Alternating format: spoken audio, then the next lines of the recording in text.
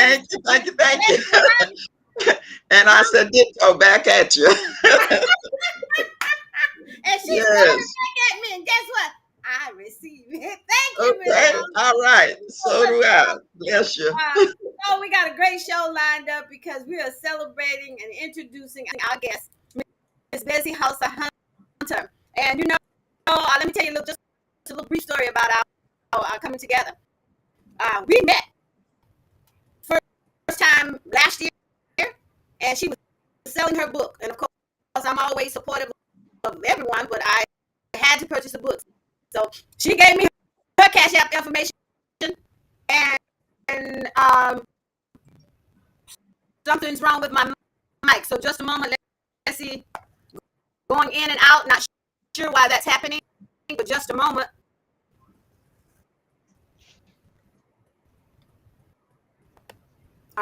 Am I better?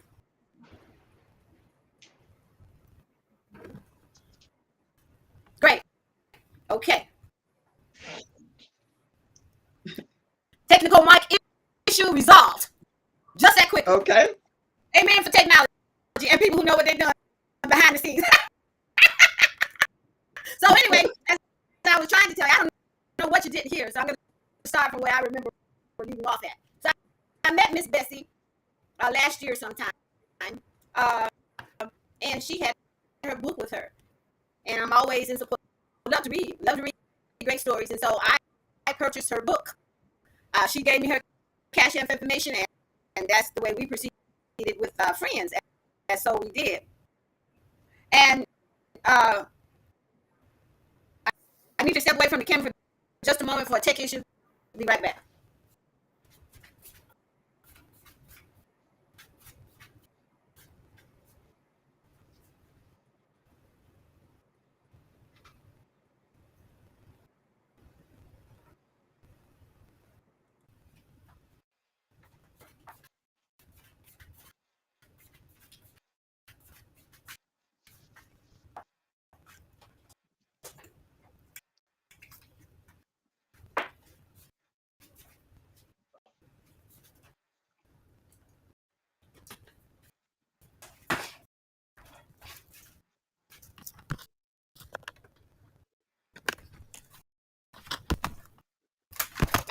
Okay, you couldn't get rid of me that quickly.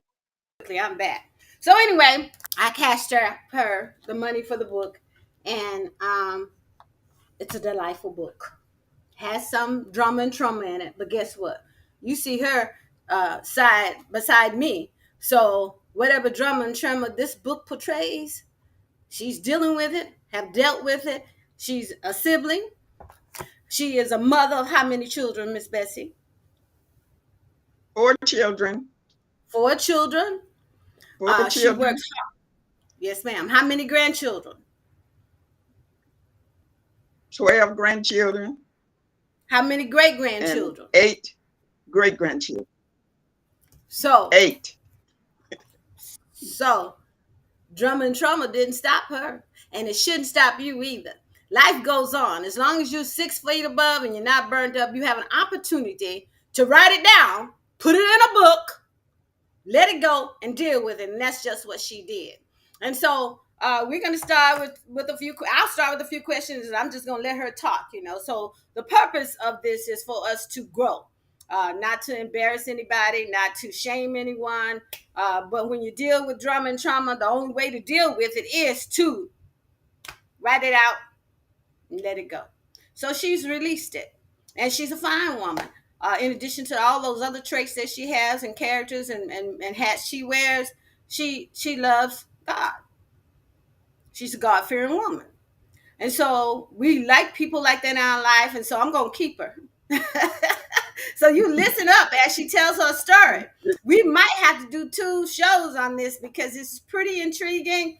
A lot of informative information, a lot of information that we need to know because we know from her generation, times were really hard as it relates to racism. And now we're back in those times. And so we just need to deal with it and do our best to write our own script and live a life accordingly that is a pleasure to others, giving and taking at the appropriate times.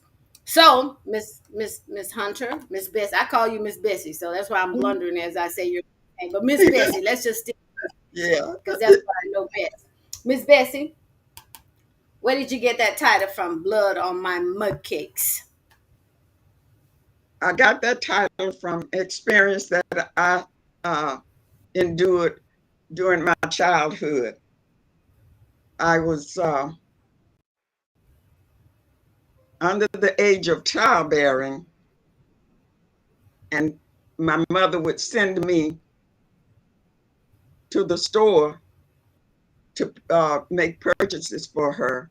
And when I went to the stores to make purchases for her, the proprietor, two of the proprietors in our neighborhood would sexually abuse me, sexually assault me. I was afraid to tell anyone about it. And I was 54 years old before I told anybody about the rapes. But when I was growing up, I had a happy early childhood because I loved to play make believe housekeeper. And so I would take old sheets and quilts and other items that were no longer used in the house. They were tattered, and no longer for use in the house. And I would take them and I built myself a makeshift house on the side of my house. And I would use tin pans and uh, old mason jars, tops and jars and anything I could use in my makeshift kitchen to do my make believe cooking with. I would do Right. that. Use berries and leaves and sand and water to make. I would use the sand and water to make my mud cakes. And when I started, I was old enough to go to the store by myself, and my mother would send me. I would uh, I would encounter these experiences with the proprietors of the well, one was a little neighborhood store, and one was a bakery in the area. Uh, well, it was a resale uh, bread store, is what we Mm-hmm. called it. They Mm-hmm. sold day old. How long did this take place? Was this years of abuse or a short period of time? How long was this? Um, about a couple of years, Oh my. to my best recollections. Mm-hmm. But I was so happy in my playhouse, and then Yes. after this all happened, Mm-hmm. to me, and it was so devastating that instead of going into my playhouse to play, I would go there to try to figure out what was happening to me because I never thought that, my genital area was made for anything except to pee pee or TT out of. So Right. I Right. didn't know, what was going on with me. So I would go into my playhouse instead of playing, like I usually, I'd go there just, to sit and try to figure out what was going on with me. And that's Mm-hmm. why I named the book Blood on My Mud Cake, because Mm-hmm. it was like, they was just bleeding all over my happiness, of playing as a child. Mm-hmm. I Yes, they did. Were they ever prosecuted or anything? Or no, no one Mhm. ever knew about it. I didn't tell anybody about it until I was 54 years old. And the only reason I revealed it to my sister at that time is I was an adult, and I had uh, experienced being saved and sanctified and filled with the precious Holy Ghost. And Mhm. my sister would always say, I hate white people, and I didn't want her, to die and go to hell. So that's why I told her, we have to love in spite of what, goes on with us, in spite of how we retreat. We gotta love people and pray for them, regardless, of what they do, against us. And she would. So I told her about the rapes at that time, and she cried. So she never said it did or did not happen to her, because she used to go to the same grocery store, and she was my older sister. She was a year and 9 months older than I am. And And so all of this took place in Selma, Alabama, right? And we know it's, Selma is a historic city in Alabama because of Bloody Sunday and some other great things that came out of Selma.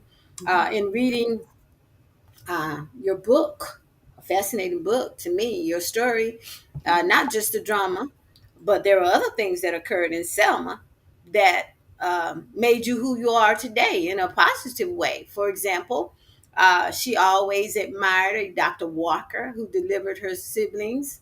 Uh, and he was always so kind in the neighborhood. And, we all need someone to look up to as a child, look up to and see that good part. And I used to say it myself when I was a child and going to Sunday school and all that. I said, I want to grow up to be just like her. Of course, I learned better, but some people you don't need to grow up to be just like, because of the facade. I found out some people were fake, but I'm over that. Well, that's when I was a child, and then as I grew into a young adult, I discovered, oh, those people don't act like they look. you yeah, know. So right. I got over it, and now I know. So you have to be careful. So I'm keeping Miss Bessie. She's truly a jewel in many, many ways. But through all of that, she was able to become a nurse. She takes care of our little kids in our community right now. She's a prayer warrior, and she got some other great gifts there too. But she's one of those people who like to be behind the scene. So today we're bringing her out in the limelight. So one other story. There actually is a couple more, so that's why I say we might have to do. You have you on the show twice, but the first one that I'm really impressed about is as a nurse, a young nurse at that. She held one of the civil rights activists' hand in Selma as he passed on. So tell us briefly about that situation and how that made you feel. Did it make you weaker or stronger? I remember Jimmy Lee Jackson. He was one of the activists from Marion, Alabama. And they were doing a nighttime march uh, to the protest march to the jailhouse, because it had been rumored that one of the activists that had already been arrested was going to be killed that night. He was going to be assassinated that night. So they, after the mass meeting at the church there, they were walking to the jailhouse to protest and Yes. see if they could get him released. And uh, on the way there, the lights, all of the street lights were uh, put out, and the posses, the troopers, and all the law enforcement and the Klansmen, they all pounced upon the marchers and started beating them. Some of them ran back into church. Some of them ran as any place they could go to try to seek safety. But Jimmy Lee Jackson and his mother and his 82-year-old grandfather, they all ran into a cafe that was behind the church in Marion, Alabama. And during that time there, when Jimmy Lee Jackson entered the cafe, they said that he saw them beating his mother and his grandfather, so he went to try to get them free, and that's when they started beating him and backed him up against the wall, and then they shot him point blank.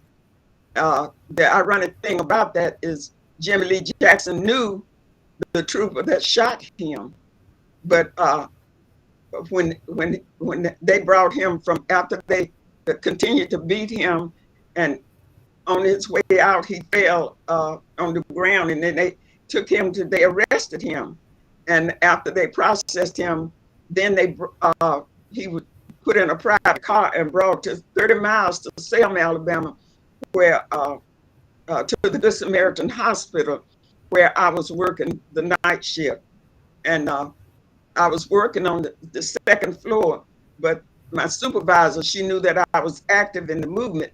So she called for me to come downstairs to attend Jimmy Lee Jackson, because he was a victim of a civil rights march that was in Marion, Alabama. So I came down and I attended Jackson there, and he had a gaping hole in his belly with his intestines protruding about the size of a grapefruit, and he had a laceration on his head. So I put a normal saline gauze, which is just saltwater gauze, on the wound on his abdomen to keep it moist so that his gut wouldn't dry out.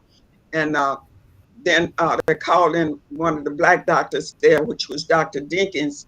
He took him to surgery and attended the laceration on his head, sutured up the laceration on his head, but didn't do anything about the gaping wound in his abdomen. We just continued to bandage it up with saltwater pads. And so then I took him upstairs to a room where I attended him, and I attended him every night for that week. And on that Sunday night, I was asked to take Jimmy Lee Jackson when I got on duty at midnight. They asked me to prepare him for surgery. So I prepared him for surgery, and as the orderly and myself was rolling him to the surgical suite room, he took my hand and he held it, and he was thanking me for how well I had taken care of him, because he had been in so much pain and suffering during that week. And he was saying, if I don't come back, sister, I want you to stay as sweet as you are and to do like Dr. King has ordered us to do, and that is to be nonviolent in this fight. And he said, if I don't come back, he said, just know, all is well. I just want you to remember what I told you. He had told me some things, the reason that where he revealed to me that he did know who shot him, but he didn't talk at that time because he didn't want any retaliation against his family. He didn't want them to be taken out because of what he would say. So he did not, but he had told me, and he asked me not to reveal it, to anyone. So he told me when he on his way to the surgical room, he told me, he said, don't, remember not to say anything about what I have told you. And so he said, and if I don't come back, he said, just remember what. And I said, oh, Mr. Jackson, you coming back, and you're going to feel so much better after this operation. You're going to feel so much better. But he had a premonition that he wasn't coming back. And after we took him to surgery, about towards daylight that morning, they had called me to come and take him to the recovery room. I had never worked recovery room before, and perhaps I had been taken there to view it during my nursing, training, but I didn't remember any of that. But anyway, I took him to the recovery room, but before I took him to the recovery room, they told me to go and get some Ringer's lactate, which was downstairs in Central Supply. So I went to get him some the IV fluid for him. And when I came back and knocked on the door to the operating room, they didn't answer, so I had to knock a little harder. And so they finally opened the door. But before they opened the door, I could hear them laughing. And one of them said, we'll just say one of those things, just put anesthesia tolerance. Well, after I took him to the recovery room, I could not revive him. And I just, watched him uh, drain away. And after I couldn't get any vital signs of life on him, I didn't know where, there was not a phone in the room that I could call for help, and I didn't have a buzzer that I could ring for some help. So I was just devastated there with him. Okay. And I didn't realize what had really happened until after he had passed away. Oh, And then I recalled what I had heard, in the vestibule of the operating room.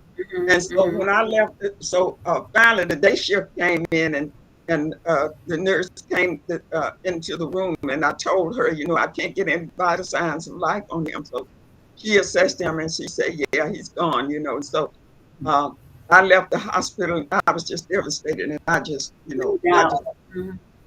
I just cried. No doubt, Miss Bessie. I agree with you. I'm kind of feeling some type of way, in a sad way, just listening to the story. And how old was Mr. Walker? 26 years old. 26, a young man. Just as you were at that time. Do you remember how old you were? I was I was about 19 or 20. Okay. Well, as I previously stated a couple of times, we're going to have you back, because there's some other things that we need to discuss in the book. One of them is that one of our main publisher of magazines and glamour and all that, his ancestors are from Selma, Alabama. So I need for you to tell me about that. I need for you to tell me about the songs you and your sister wrote. I need for you to let people know what your song, the listen to the lyrics of your song. You don't have to sing it for us, but I need for them to know. And guess what? That was back in the day, as we would say it, in this generation, and it's still here today. So we're going to have to grow. We're going to have to learn to let go and grow. We're going to have to write the script for ourselves. So, Miss Bessie, I want to ask you now personally, and also if you have any questions, audience, we can answer your questions live. But we're getting ready to sign off in about 4 minutes. But Miss Bessie, can you join us next Saturday so we can finish this? Okay, I would say yes. Yes, okay. Well, like I said, we got some other things that we need to cover, and we want to make sure our audience get the full understanding of your story, as we should. So thank you for joining me today, and I look forward to being with you next Saturday, because you have some knowledge that we need to hold on to. We need to grab a hold to your spirit, Mama, and just get some of it, because some of us don't know how to get it, and some of us just don't even know it exists. And so we just need to help each other find some love and laughter, because you're alive to do those things. And you don't have, I don't care what your trauma was, you do not have to walk around hating yourself. No. Not even hating the person who portrayed it, the perpetrator. You're going to have to learn how to forgive, as Miss Bessie already told us what she did.